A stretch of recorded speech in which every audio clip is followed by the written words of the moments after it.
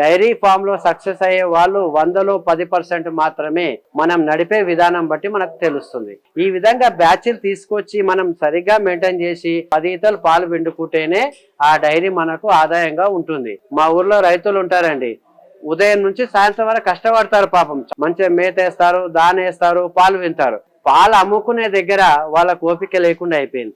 తీసుకెళ్లి కేంద్రాలకు వస్తున్నారు. కేంద్రాలు అంటే తెలుసు కదా మనకి. సొంతంగా మార్కెట్ చేసుకునే విధానం అలవాటు చేసుకోవాలి. డైరీ ఫామ్కి వచ్చే వాళ్ళు ఇటువంటి విషయాలన్నీ తెలుసుకొని వస్తే గనక 100కి 100% సక్సెస్ అయ్యే అవకాశం ఉంది.